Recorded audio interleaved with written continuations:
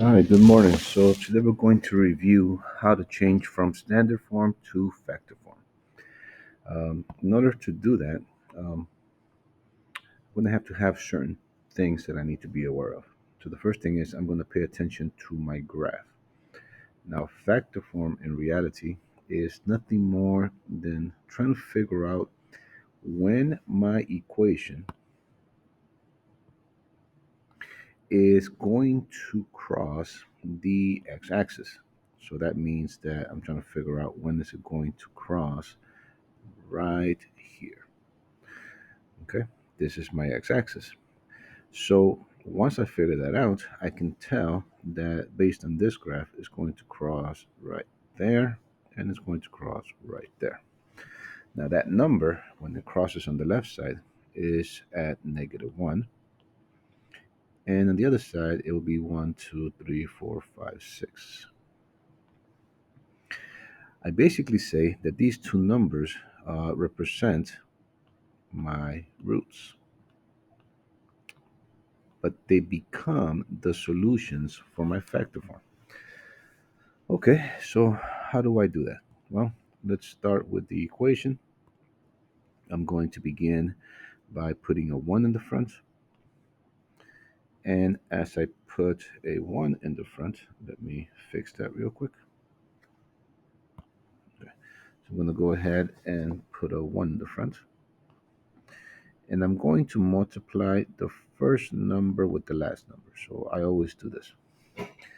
Now, what that means is I'm going to multiply 1 times -6. So my multiplication up here becomes -6.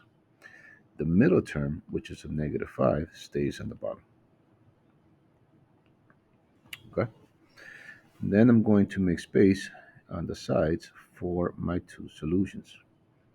Now, I just said my two numbers were -1 and 6, so I'm going to start with -1 and 6, the same way that I see it. And I'm going to test it out. So, does -1 times 6 make -6? Yes. Does -1 plus 6 make -5? And that's where I noticed that it doesn't quite match. So I'm going to tweak my answer a little bit so that instead of being a -1, I'm going to do the opposite. But in my mind, I start thinking if the first number is the opposite, then the other one should be the opposite. And with that, I have my two solutions. I check again. 1 times -6, -6.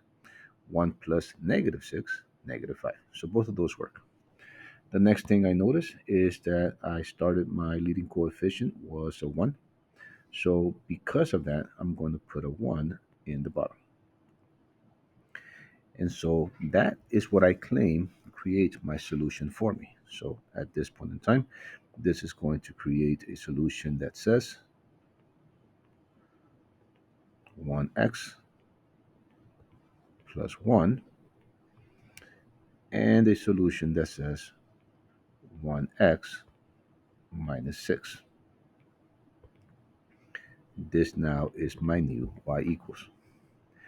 Now, if I want to test this out, I basically go to my factor form here and I'll rewrite it. So I'll rewrite it as x plus 1, and this is times x minus 6.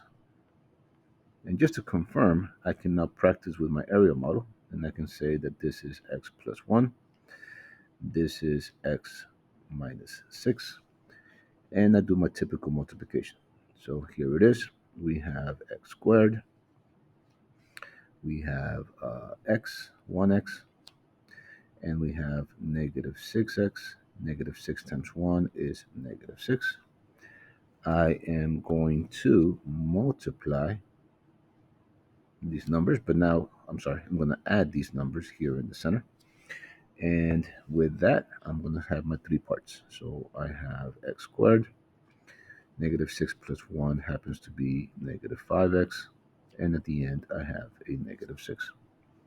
And that is the basic technique. I'm going to notice that this equation is equivalent to what I started with, so everything checks out, and I know that I've done this correctly.